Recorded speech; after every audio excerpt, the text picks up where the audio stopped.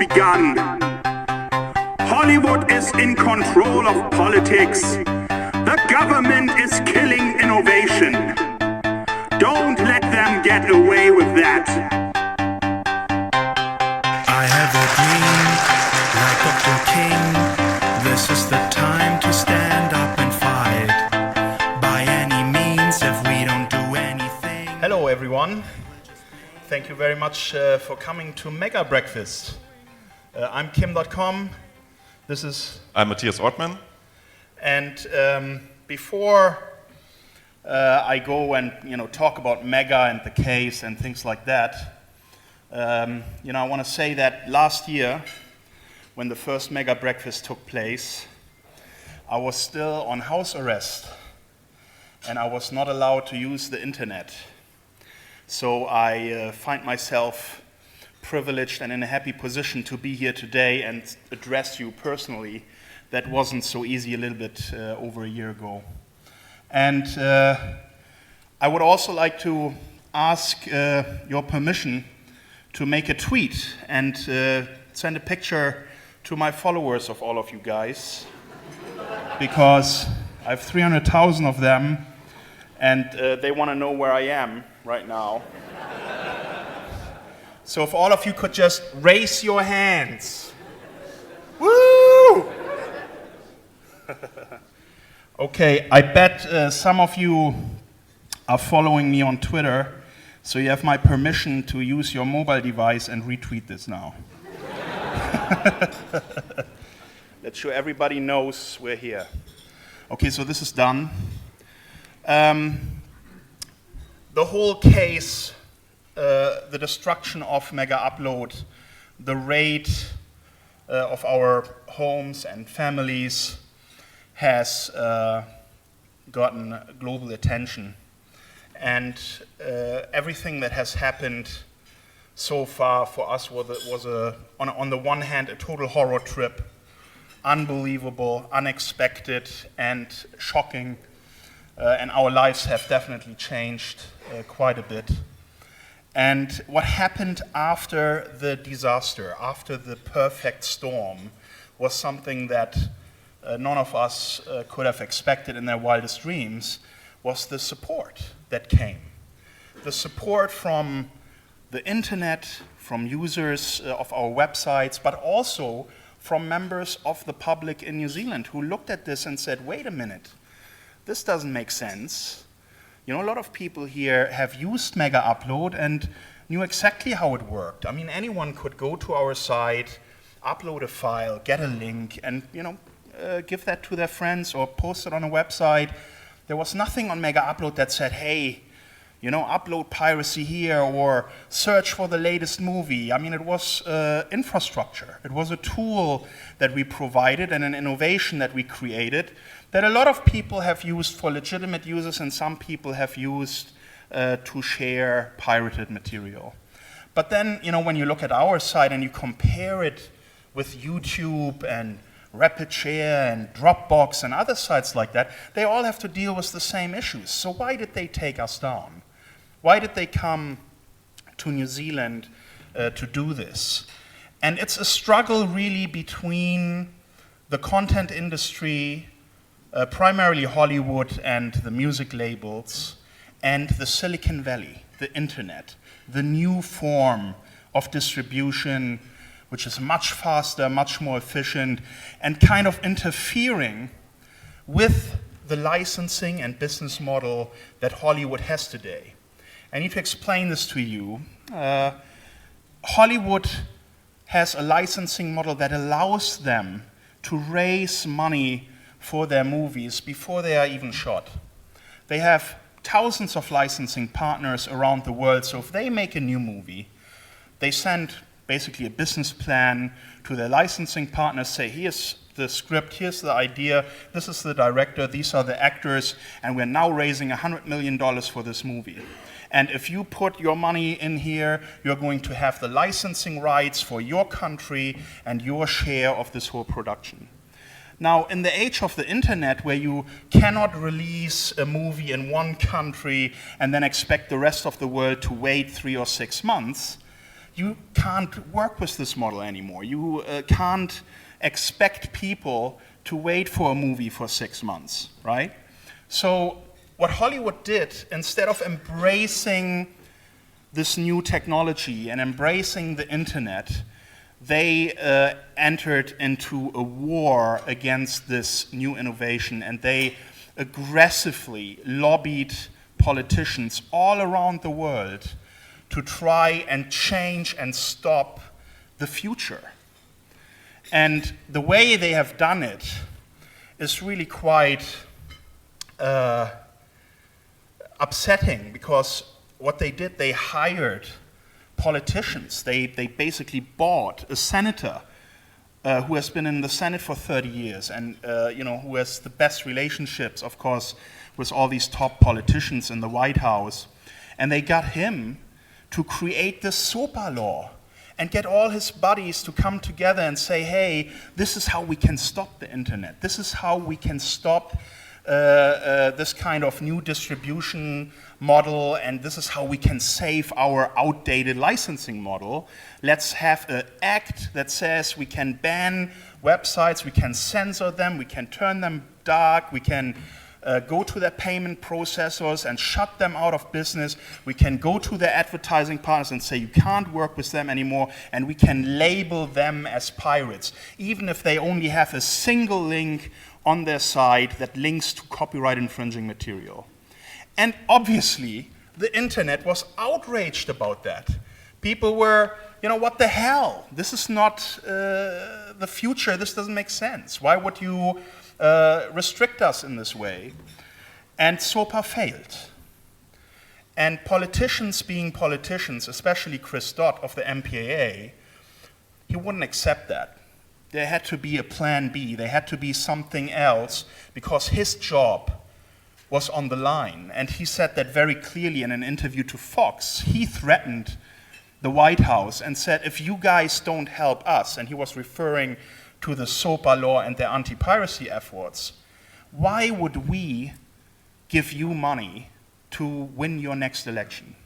Why would we fund your political agenda with our money if you don't do this for us? So MegaUpload became the target, the alternative to the SOPA law, because what Hollywood needed was one big impact rate bust of this sort to chill everybody else out there. Everyone who is offering user-generated sites with user-generated content, user-generated links, they wanted to put an end to that. And they have done that quite effectively. I mean, MegaUpload was taken offline, but hundreds of other sites disappeared after that out of fear that they will be next. And the internet landscape has changed a lot, and it has taken us back into the past instead of where we should be now, with a site that Hollywood operates, that has a search engine on it, where you can find the movies you want, you can find the TV series you want, and you click on download, you pay your $9.99, and wherever you are in the world, you get that stuff. That's how the world should be today. But it isn't, because Hollywood doesn't want to give up their license to print money with their licensing network and their financing network. So, us having been in this, in the center of this enormous battle for the future of, the internet and distribution, have received an enormous amount of support. I mean, the reason that I'm here right now, indicted on bail, I should be in jail if it came to the will of prosecutors right now. I shouldn't be here addressing you. I mean, the fact that I can be here and talk to you now and you're all listening, you're all interested, shows that there's something really wrong with this case and the idea that they can crush innovation with this kind of illegal enforcement. There is not even a law that permits this kind of destruction. But because it's a political case, they went ahead and did it anyway. And now we are here, and we need to fight this. I'm fighting it in my own way, in the courts, with my tweets, with my supporters. But all of you also need to fight it, because if they get away with this kind of stuff, we are not going to accelerate in our evolution, with innovation, with great new inventions that make our lives easier, that make everything move faster, that give you more abilities online. If they get away with this kind of stuff, we're all going to be stuck in the past, and we're all going to be dominated by what a few large corporations desire to be the model for the future, desire to be the internet that they want. And that's not what we want. The society needs a free and open internet. The society needs an internet that allows for innovations, even if they are disruptive. And I agree, Mega Upload was definitely disruptive, but that alone is not enough to stop an innovation. Imagine if the candlestick makers started a war against the light bulb makers and they won. You wouldn't have this. It's the reality. We are living in times that are very challenging for innovators like us.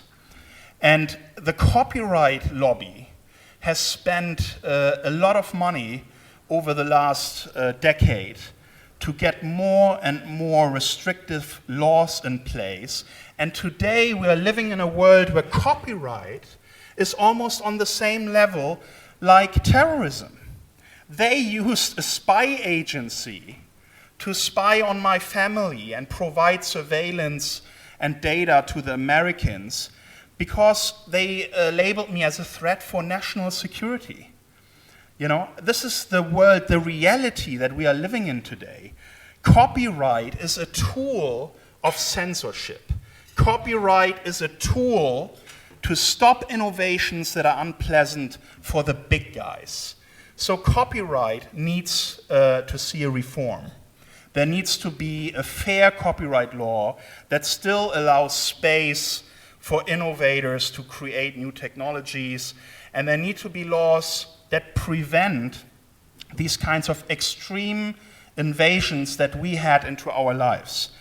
You all probably seen the raid video and how they came into our lives with helicopters, 70 cops with machine guns, with attack dogs, taking down a peaceful family. I have no history of violence. I wouldn't hurt a fly. I'm the most calmest guy in the world. I don't hit anybody. And they come there and they do this kind of thing, and you wonder, what world are we living in today? And when we came here to New Zealand, we came here because, and one of the reasons why I came here was because I want my kids to grow up here, but also because Kiwis stood up against this, nuclear power.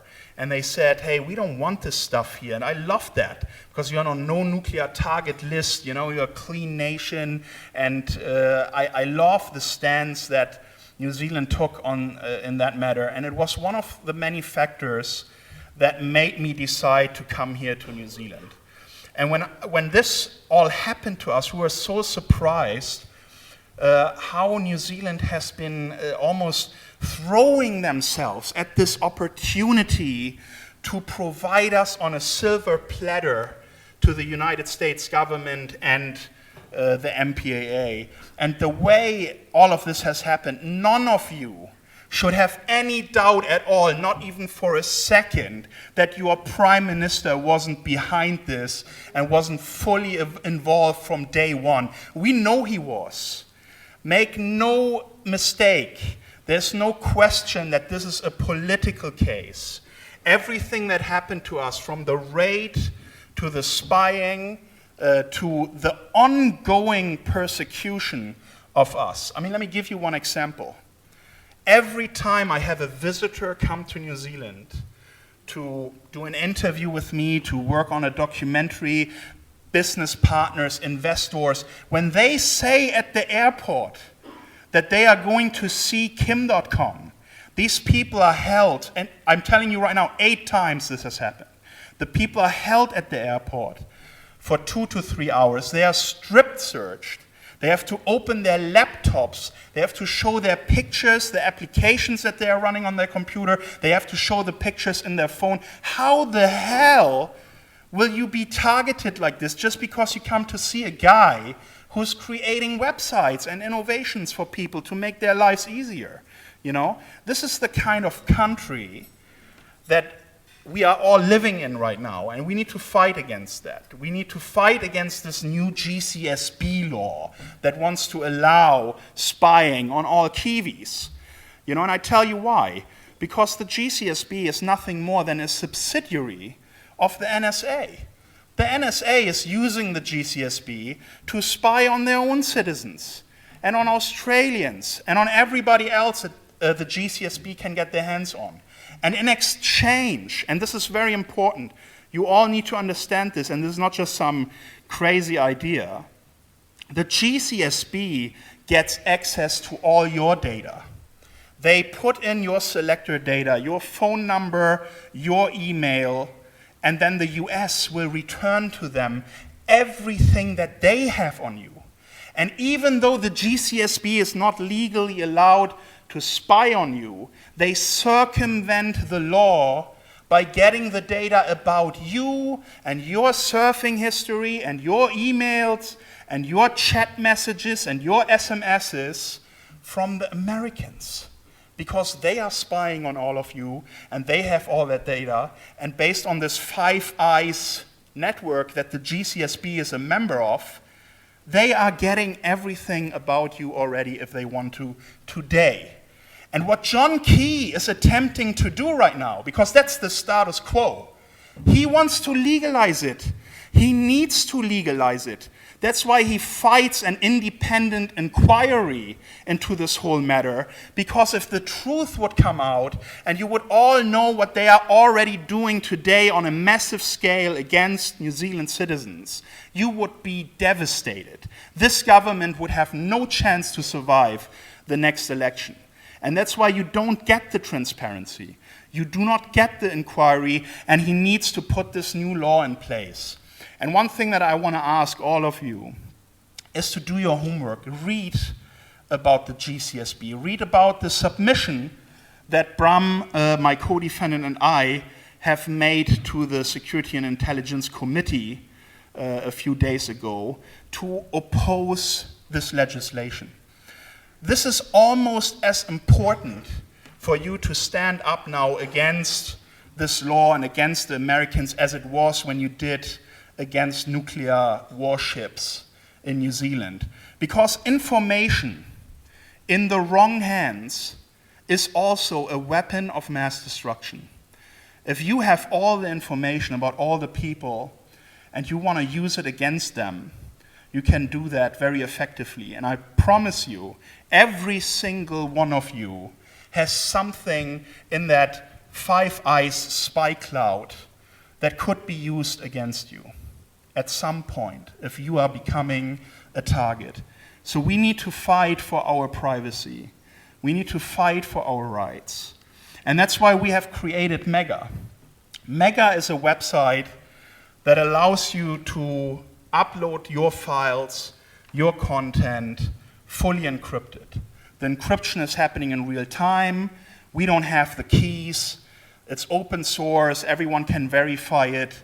And we are going to create additional tools that allow you to do secure email, secure Skype-type chats and voice and video communications, because it's the only way today that we can battle this overreach by the government is with technology and innovation. And this government here would see nothing more than wanting me to go away, wanting me to, die tomorrow or be shipped off to the United States because I'm such an inconvenience now. Me being here telling you these things is such a threat to this government. They are doing everything in their power to make our lives more difficult and stop us from establishing this new business here. If you look at the laws that they are proposing now, they are designed to kill Mega. just like they destroyed MegaUpload, but in a different way, because they are proposing that we need to provide the government with the decryption keys. We need to install backdoors. That's what this law is asking for. Mega needs to install backdoors so that the government here can go on and spy on you, even if the stuff is encrypted. And if we are saying to them, hey, we don't even have the keys because the design of our system is to have no keys as a service provider, they can basically tell us you can't do business in New Zealand.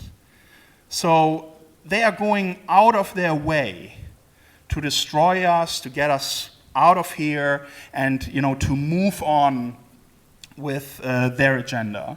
And I mean, the fact that Hollywood comes here and gets all these benefits, 120 million or whatever the amount is in tax breaks and marketing budget, and they change the labor laws so you have to pay less to the workforce and things like that, that should clearly show you how John Key is positioned, why this happened to MegaUpload.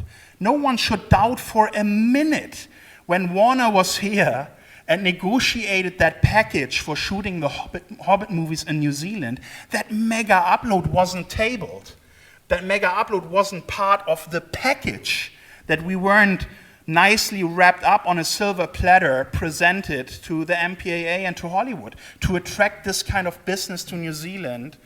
And John Key, remember, is also the Minister of Tourism. So he sees that as an additional reason why he should support Hollywood and go against us in this fashion.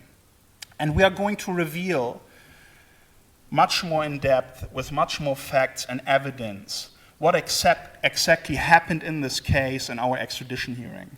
And we're all looking forward to that. We are fighting our way through the courts, through the judicial system to get justice. And fortunately, this is the point where we are all extremely lucky, and you are all extremely lucky. You have a truly independent judicial system that will not listen to what politicians say. They look at the law, and then they make their decisions based on that. And this is the only hope we have. And that's why we are fighting extradition, because in the US, we wouldn't have that. This whole case is rigged. This whole case, we would have no chance if we were fighting this in the US.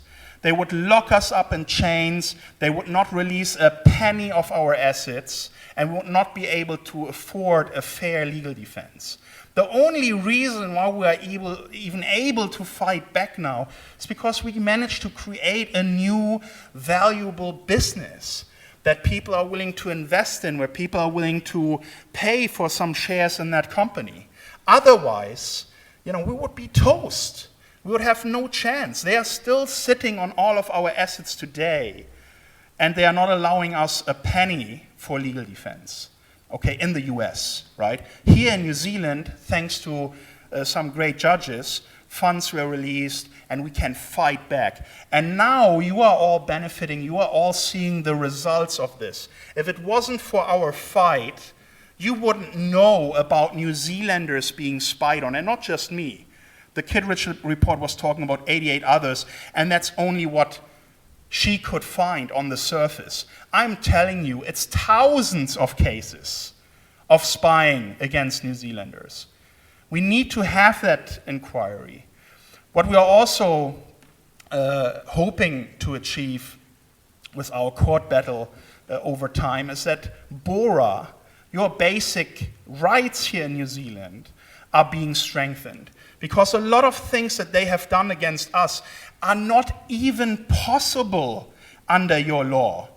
The US government has backdoored their own laws into New Zealand, and New Zealand is following those instructions from the US and the rulings from the US, even though your own law doesn't allow this kind of stuff. And let me give you something to think about. When I applied for residency in New Zealand, there was a vetting process checking if I should get residency. And you have a national spy agency called the SIS. And the SIS knew about the FBI investigation against us in the US.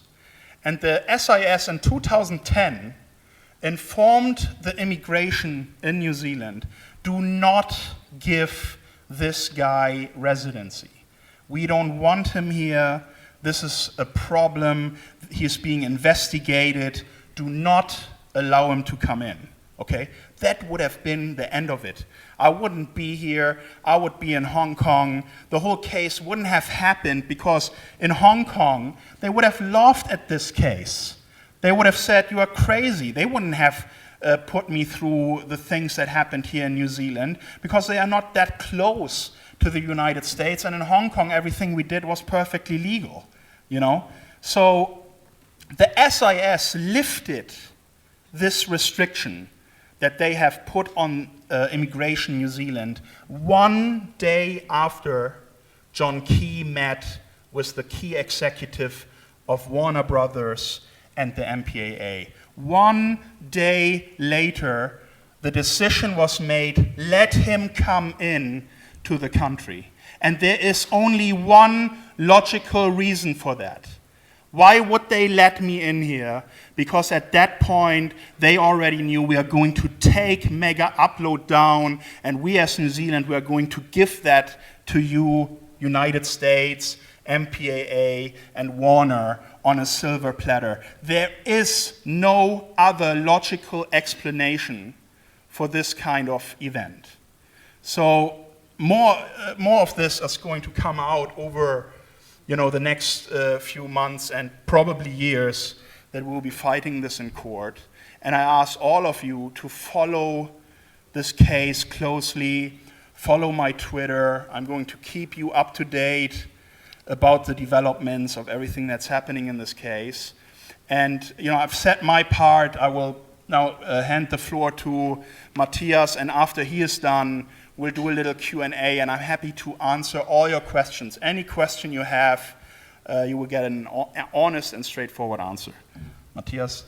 Okay, let me talk about Mega, how it came about, how it was done, how it was made, and let me start with the basic idea. When we learned that spying had taken place, illegal spying, we were starting to think, what scale is the spying taking place on? How widespread is the problem? Are we an exception, or is there possibly a wider dragnet out there that is affecting the majority of the population? We didn't know about PRISM at that time, and only in our wildest fantasies we would have been able to forecast what was really going on, what we have learned very recently in the US, in the UK, and elsewhere. And so, with some intuition and foresight, we pondered the idea how to build a system that was inherently safe and inherently robust against this kind of activity by governments. And the very simple answer was to put together existing technologies. We didn't have to invent anything new. We just took what already existed, a secure crypto algorithm, existing browser technology, and our experience in terms of how to operate large-scale cloud storage, and package that in a user-friendly, easily accessible service that basically operates like any other cloud storage system, be it Dropbox or even MegaUpload, but adds an encryption layer to it that is zero knowledge, meaning that the operator of the service has no way of getting decryption keys reverse engineered to look at what users are storing. And this principle is very important because other cloud storage providers who claim that they do encryption, they might be right. The communication between the user and the servers of these operators might be encrypted. The storage on those servers might be encrypted, but they have all the keys. We don't. So we have created a service that even under subpoena or other kind of legal action that would force us to disclose the information of our users, like a national security letter in the United States where there's no way to challenge it, no way to even publish or talk about it, So that is inherently impossible with Mega. And this was the basic design principle when we started working on devising Mega's architecture. And so we looked at the browser technology. We were pleased to see that browsers had evolved over recent years to a point where it would be possible to do all of this without forcing users to install applications in order to start using our service, which is imperative to make Mega accessible, to make it easy to use. Otherwise, people would be put off by the requirement to install an application where they don't even know what it's doing. There might be a backdoor in it. So there would be a big disincentive to start using Mega. With the technology that we put together, you just open the website in your browser. You can still install apps once they're available, but to actually use the service fully, you can do so in your web browser, which creates a nice barrier between our code and your system, and you don't have to fear, unless of course there's yet another bug in your browser, that we get access to the host system that you're accessing us from. We then try to leverage the 7 years of experience that we did have operating large-scale cloud storage services, and this greatly helped because when we started actual development in September, late September, early October 2012, we knew that our launch deadline would be January 20, 2013. So we didn't have any flexibility with regards to when this project would go live. And so we had very limited time. We had very limited resources. All of our assets were restrained, are still restrained. We couldn't pay any developers. We had to do it ourselves. So we ended up 2 people implementing the site. And only because we had a vast array of experience during the 7 years that we operated Mega Upload, it was, of course, based on 2005 technology. There was no way of making fundamental changes to Mega Upload's architecture while it was operating. It was a 1.5 terabit site at the end, and making fundamental changes was just not possible. So we did get a lot of good ideas. We collected a lot of good ideas on how to improve the concepts that we were using in Mega Upload, how to do things better than we did with Mega Upload. Combined with the availability of new technologies on the browser side, this enabled us to move forward rather rapidly and actually make it to that January 20 launch, and make it with some technical issues over the first couple of days. But overall, it went surprisingly smoothly, considering that we were exposing 50,000 lines of code that, due to time constraints, had not really been tested to an audience that took the site to an Alexa rank of 141 on the first day. And it was unsurprising that there were some glitches, but overall we were surprised that the thing launched rather smoothly. And we have been growing quite nicely since then. We have put out a bug bounty because we believe in transparency and we believe in independent verification of our claims. And since the site security relevant features are all happening on the client side, and the client side is implemented in JavaScript, and it's easy for everyone, despite the slightly awkward programming style that we use, to reverse engineer and understand the concepts. Some people have claimed bug bounties based on smaller issues, cross-site scripting, etc. But the core architecture, the cryptographic architecture, remains unbroken. We believe that it will remain unbroken in the future. And so we are quite confident that we don't have to scrap the existing site and rebuild it from scratch because someone discovers a fundamental flaw in the way we designed the cryptography. And we hope that there will be no quantum computers in the foreseeable future that break RSA 2048. We would then have to upgrade to possibly a more CPU-intensive asymmetric cipher, which would lead to more waiting times when creating accounts or when receiving files through that mechanism. And of course, we also hope that AES is not backdoored, which we're quite confident that it's not because it was developed in Belgium, although it's an American standard.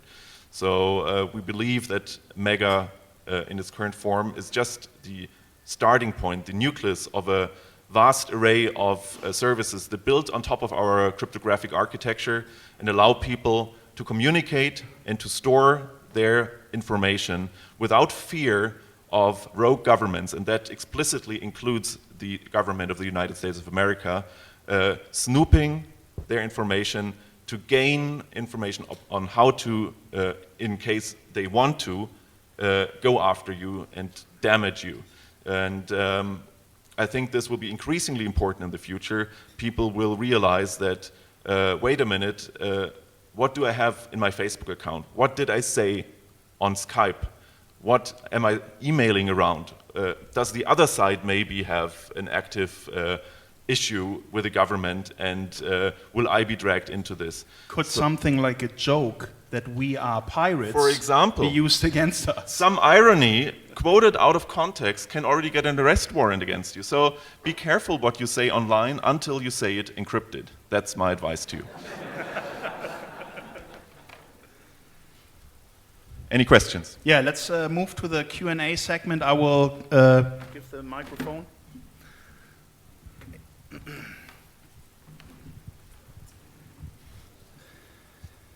Hi, David McNeil. Is the time come for mega transparency?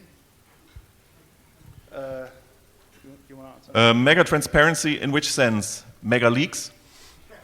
Yeah, mega leaks. Yeah. We believe in leaks, but I think we have enough on our hands in terms of legal battles so that we will not add that to our portfolio. Just yet.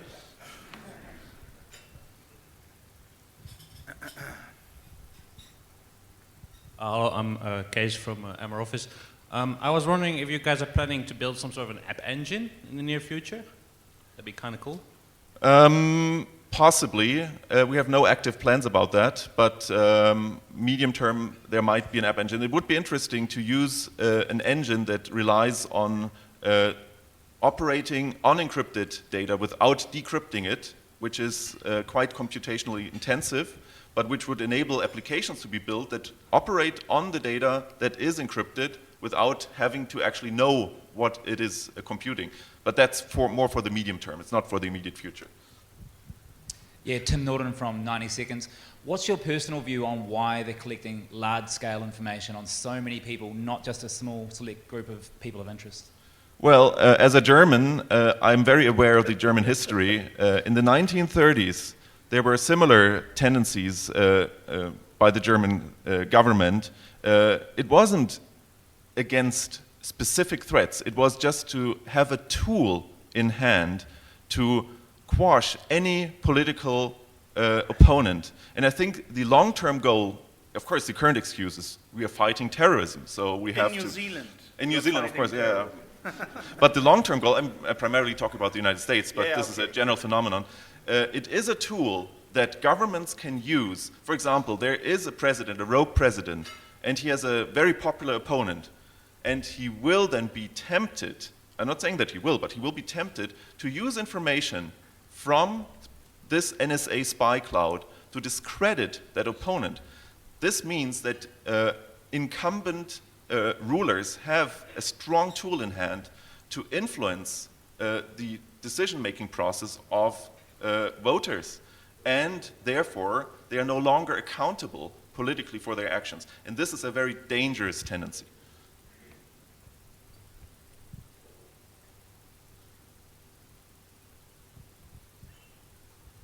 Hi, I'm Tony Baker. Hey, if you guys hopefully win this case against you, is putting in another international internet pipe still on the cards for New Zealand? And if so, what countries will it be going to? Yes, so the potential settlement situation or damages situation has changed quite a bit since we discovered what actually went on and how leading and important the role of New Zealand was in the destruction of mega uploads. So theoretically, at some point, we could go after the New Zealand government for the full destruction and the full damages that were caused by the destruction of our business. If that was ever going to happen, I already said it before, I don't want to be a burden to New Zealand taxpayers. the majority of that would be reinvested in maybe submarine cables, great broadband, wireless in rural areas of New Zealand. I want to do good things with that, and of course, grow the new business together with Mathias. But I'm currently engaged with 2 groups that want to put submarine cables in place, and the talks are at a stage where those partners are saying that they have raised the money. They are confident that they're going to start construction in the next 12 months, and we would then be one of the largest customers if either of these cables happen, but I can't disclose yet who these partners are that we are talking with. Hi, Chris Double from Mozilla. How have web browsers helped in your existing implementation? Do you find web browser technology as it is today has helped or hindered the take-up of Mega? Well, if you compare what was possible in 2005 or even 2008 or even 2009 in terms of HTML5 APIs, and also very importantly JavaScript performance, you would find that it would be very difficult building a site like Mega that extensively uses HTML5 and in-browser technology to present its user interface and to perform the encryption and perform file reading and writing from within the web browser. It wouldn't have been possible. It was Google Chrome that innovated in that space. They have added APIs that enable us to read and write files on your hard drive from within JavaScript. And it was Firefox that has only followed recently with the ability to write files of unlimited size. Thanks to us. We thankfully talked to the Mozilla office, of which they have one in Auckland, surprisingly. They only have 10 around the globe. One of them is in Auckland, and we requested a feature and they added it. It was very helpful. And in 2008, JavaScript performance and HTML5 was in a stage where it would have been unthinkable to do such a site in the browser.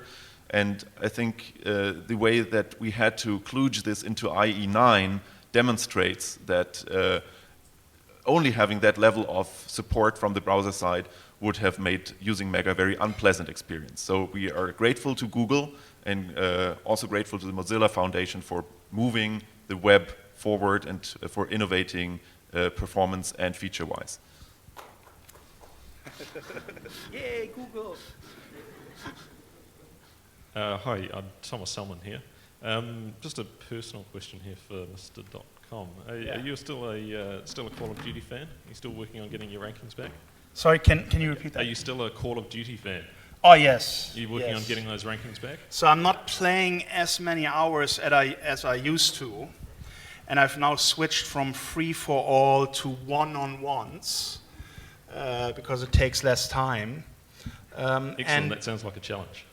Yeah, and I hate to lose. I'm such a competitive guy. So if I go online, I really need to have the time, and sometimes for an hour it takes me to warm up and get ready and get back into the zone, and my fingers to be properly sensitive again to hit my aim. But I'm playing, and every now and then you will see a tweet from me where I challenge my followers to join my game lobby. And about 2 weeks ago, I made a tweet where I said, look, anybody who beats me in a one-on-one will win a trip to New Zealand and stay at my guest house. And for 10 hours, I was undefeated. And then this one 16-year-old kid comes in, already half asleep, and he totally destroyed me. So I should have stopped when after the 10 hours.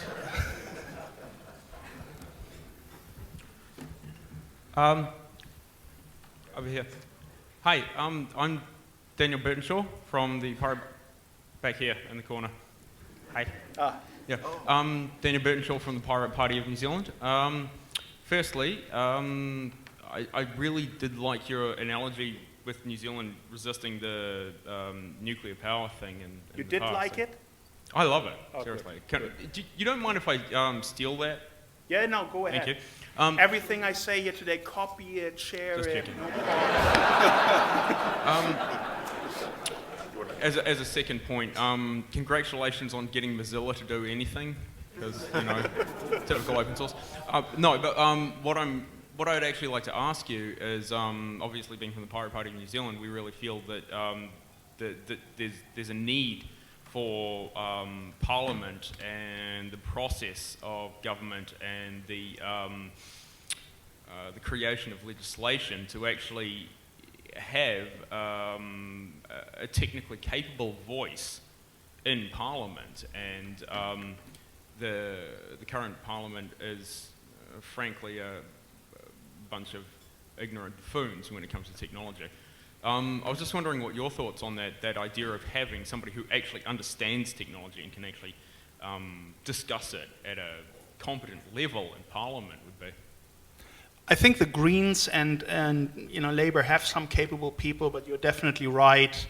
That one shining star that goes in there and says it how it is and moves New Zealand forward with smart internet policies is missing. I'm going to get engaged. I'm going to help as much as I can during the next election to make sure that there will be a government that takes the internet more serious. Without saying much more, that's all I can say right now. Sorry, no, I was just going to ask what where you were going with the next election, but no, you said no. Since the upcoming bills that are going to taking submissions now, they're sort of being rushed through under urgency, but since they would affect your business model, in that providing backdoors would have an additional cost to you and it also would affect your service, in what way would you see your engagement with Parliament and also to sort of get them to understand what their bills would actually mean to technology, and not just the idea of encryption? There would also be different apps and services offered across the board over the internet that would also be affected. Yes. I'm just wondering do you think that there's a breadth between their knowledge of what technology is, the implementation of it, and the effect of their bills on the New Zealand economic business model and environment? Now, we have submitted our opposition and criticism against the new GCSB bill and also against the TICS bill. And I am going to be in Wellington on July 3rd to be in front of the Security and Intelligence Committee and let them know personally what I think of the GCSB bill and what the motivation is behind it. The motivations of some of these adjustments in both of these acts are specifically targeted against Mega. They were designed and put in there because they don't want Mega to succeed. You need to understand that Mega right now is probably the largest threat to the future of the kind of surveillance networks that the US, UK, Canada, Australia, and New Zealand have set up. If we succeed with our business, and let me give you one interesting fact. Since the Snowden leaks came out, I mean, our business is exploding right now. Now that people know about this, it's such an important change of thinking in society about their privacy and their security. And you will see Mega get wings, and we're going to fly real high. So they need laws now. They need legislation to stop this kind of innovation from taking place, because they still want to know what you do. They want to know everything about you, and they don't want to give that up. And everything that John Key is doing with GCSB in New Zealand is really just being a supplier of information to the United States. Hi, Kim. Gary Benner from Tauranga. You alluded to encrypted services for Skype and email. Could you elucidate that a wee bit more? But also perhaps as a second comment, how you see governments could really use this or relate the need to deal with really bad guys, which do exist in the world. Obviously, keeping the freedom and innovation that's necessary to move forward. Look, they didn't find Osama bin Laden for a very long time because he knew you cannot use any satellite phones, you cannot use any mobile phones, you can't even have any kind of internet connection because of the surveillance that we are all under. The really sophisticated terrorists and attackers are using encryption, or they don't communicate on the traditional technology way anyway. They are using softwares to do that already. Mega is not going to give them any bigger, better weapon than the things that they already have out there. And a handful of terrorists that are plotting against a government shouldn't be an excuse to give up all of our freedoms, There are more people dying from slipping in the bathroom than from terrorist attacks. Police in the US kills more people than terrorists. It's not a valid justification to interfere and subvert our basic human rights. And that's exactly what's happening in the United States. They have a constitution that says you can't do this stuff, and they do it anyway, and then they do it like John Key and say, oh, we misunderstood this law, or there was this one judge who 6 years ago said, well, maybe you could interpret it like this. The GCSB Act here, in the most simple terms, says you cannot spy on New Zealanders. That's what it says, black on white. There's nothing to argue with that. And John Key goes in front of the cameras and says, oh, we misunderstood the law. I mean, how stupid can you be? Seriously, think about that. The law says do not spy on New Zealanders. That's like the headline. There was no lack of understanding. They knew exactly what they did. They spied on me willfully. They shared that data with the US. And in discovery recently from the Court of Appeals, we have seen the documents that confirm that. The GCSB has inputted into PRISM the system that the US is currently getting heat for. My email address, my mobile number, my IP address, and they received back from the US-based spy cloud all the information that the Five Eyes had gathered on me. And then they added on top of that and fed into the spy cloud all the surveillance that they did on me. So the Americans had all of this surveillance when they were taping my calls, my messages, and everything in real time. Make no mistake, this is the reality. I'm not making this stuff up. I gave interviews 6 months ago where I said everyone is being spied on, and everyone was laughing like, yeah, right. That's gonna happen. And now you all know the truth, and you gotta wake the fuck up.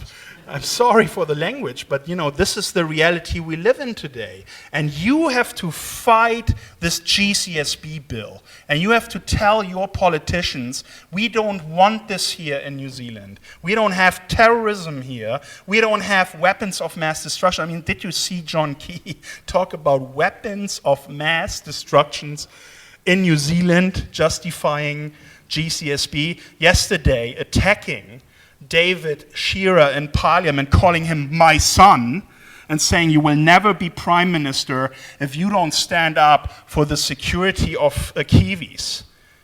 And his justification is terrorism and weapons of mass destruction. We don't have that stuff here. The only chance we would ever get this here is if we are too close and bad with the United States that goes around the world and kills people with drones. You got to distance yourself from that. And you have to fight for your rights in New Zealand because they are being taken away from you.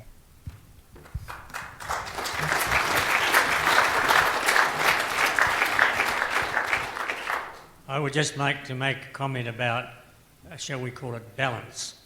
We're aware, for example, the head of the e-crime division of the police has been here and discussed in a meeting like this that they arrested a murderer by tracking locality of his cell phone, right?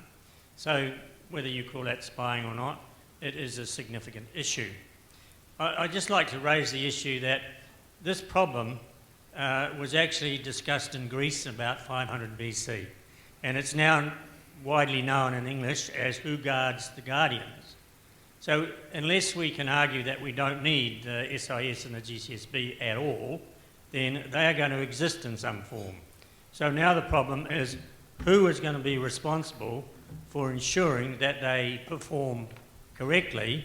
And we remember Aristotle's statement that we have to accept the noble lie that there are people who can make the judgments at that level honestly. And that, of course, is a lie when we say we believe it to be true, but what option do we have? Yeah. So let me be clear. It's important that you have surveillance capabilities based on a warrant granted by a judge, and based on all the oversight, you need to make sure that the tools available to the government are not being abused. In the case of the GCSB, there's no judge making that warrant. That data is being shared overseas. All your emails, everything you have written in the last 5 years is right now sitting in a US data center. That's what I'm talking about. I'm not talking about going after criminals. You need to have law enforcement, and they need to have capabilities to, identify and surveil people. But you cannot do it on a massive scale, blanket over the entire globe on all citizens. There's no justification for that. And the SIS has all the capabilities it needs to spy on New Zealanders based on a warrant. You don't need the GCSB bill. You don't need that. That's all US spy tech. That's going into the submarine cable, splicing it and getting all the information that passes through that cable. That's not right. That's all your emails, all your communications taken and put into this massive spy cloud. That is what I'm against and what everyone should be against. It's not about going after dangerous criminals. We're just going to allow 2 more questions and then we're going to have to wrap it up, I'm afraid. I just wanted to ask a question, a more mundane question about hiring technical talent. Do you find that you can get the talent you need to be a globally competitive business here in New Zealand? And if not, is there anything that can be done to improve the talent base here? Well, New Zealand is only 0.5% of the world's population, and I believe that New Zealand is by far above average in terms of talent, but still, even if you're 10 times more, have a 10 times higher density of outstanding talent here than elsewhere, we're still missing out on 95% of the possible candidates by not looking globally. But we believe that New Zealand is a very attractive country, and lots of international talent would love to live here. And we're trying to not only look for outstanding talent locally, but also to get talent to move to New Zealand. That's our goal in hiring new staff for Mega. Hi, my name is Wendy McKenzie. I think I have the honour of the last question for you. And I can see that the encryption that you have built with this new system is of great value to you and your shareholders. So, congratulations on that. But yes, very nice. However, my question more is a little bit about what you've alluded to, that there are bad people out there.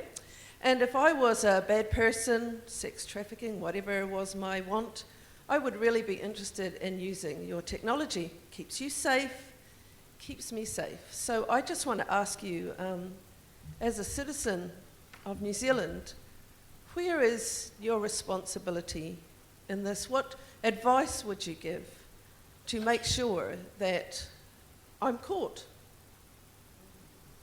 Okay, let me just say that Mega is ensuring your privacy, but it's not ensuring your anonymity. That's a very important distinction. We're not hiding your identity in any way. So if the good old-fashioned police work points to you as a suspect in a crime, then as police, you can serve Mega with a warrant, and Mega will respond by telling you, this person, we have this information about this person. Mega cannot disclose the contents of your communication, but we can disclose that the file that was uploaded from this IP address at this time, and therefore can deliver clues to whatever investigative body is already doing a proper investigation.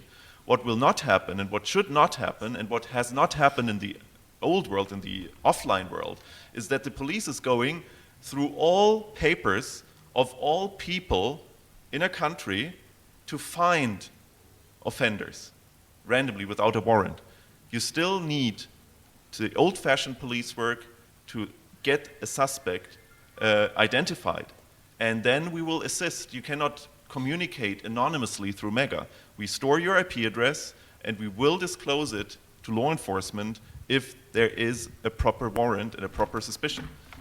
Yeah, and another important thing to note, for example, with Mega Upload, when we had uploaders that uploaded offending content, what we did, we then informed organizations like Telefono Arcobaleno, which is globally organized to fight that kind of crime, and we publish the IP of the uploader. So if we were informed about a file that was offending like this, the next time someone visited that link, we told them not only it was taken down, and not only that we have informed Telefono Arcobaleno and all these other organizations, but we published the IP address of the uploader. So, you know, we are not protecting people who are doing things that are wrong, but it's also not our job to police the internet.